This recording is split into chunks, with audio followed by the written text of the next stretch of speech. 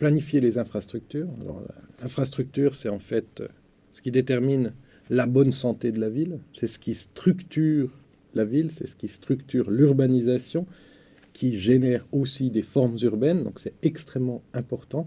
L'infrastructure est quelque chose de central dans la planification urbaine. Alors, il y a infrastructure de transport, infrastructure d'eau potable, il y a un certain nombre d'infrastructures, nous l'avons vu précédemment. Ce qui nous intéresse ici, c'est de réfléchir sur la mise en place dans une planification des infrastructures. Et préalablement, il faut voir qu'il y a de grandes disparités dans les villes. Pourquoi ? Parce qu'il y a des disparités entre les États. La richesse des États n'est pas la même. Entre les régions, il y a des disparités entre le monde urbain et le monde rural, entre les capitales et les autres villes. Et même à l'intérieur de certains quartiers, il y a aussi des disparités. Donc on n'aura pas une manière de faire, on n'aura pas un type d'équipement qui est installé de la même manière partout dans les villes, mais on aura autant de situations qu'il existe de quartiers.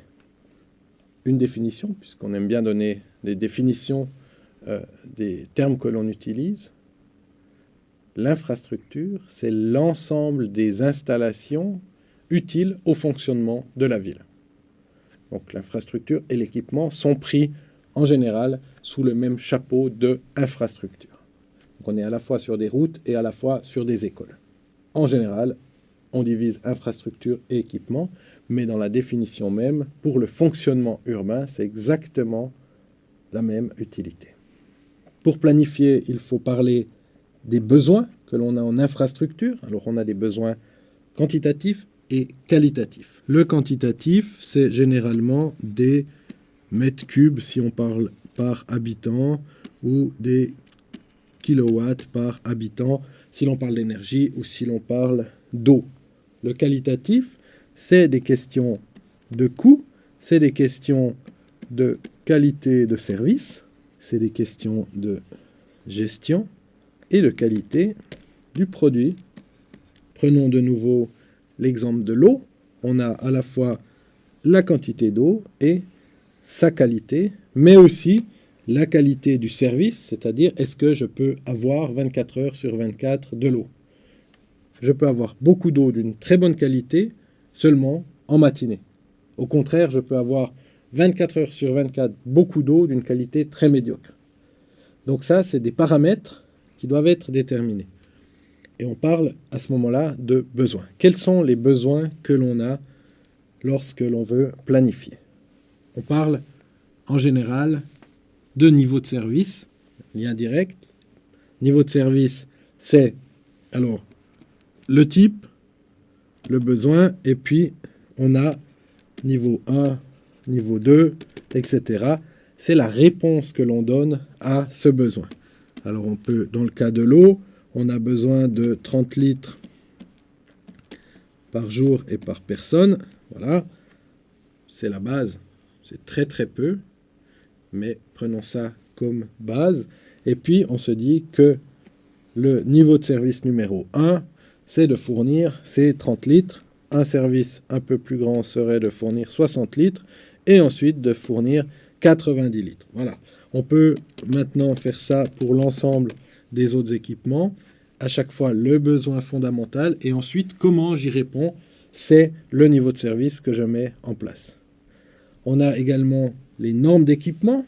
Alors, d'un côté, on part des besoins pour déterminer un certain nombre de niveaux de service et on a aussi des normes d'équipement qui se voient, par exemple, une école primaire, la distance maximum devrait être de 1,5 km, 20 minutes de marche, et il faut une école primaire pour une population de 8000 habitants. Alors j'ai glané à gauche à droite ce type de normes, c'est pas applicable partout.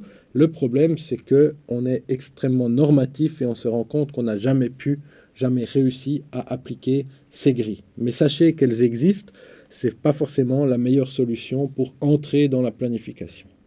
Par contre, il faut avoir à l'esprit qu'il faut des bancs de fontaine, des terrains de sport et qu'il y a une distance maximale à respecter.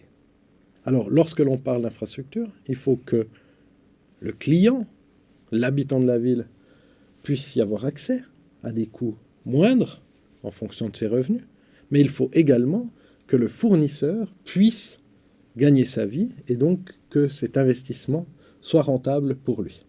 Autre phénomène, c'est l'influence sur le foncier. Plus vous mettez d'infrastructures qui n'ont que très peu de nuisances, plus vous allez augmenter le prix de la terre, du foncier, et finalement ça va faire une exclusion sociale puisque les plus pauvres n'auront plus accès au périmètre de l'infrastructure.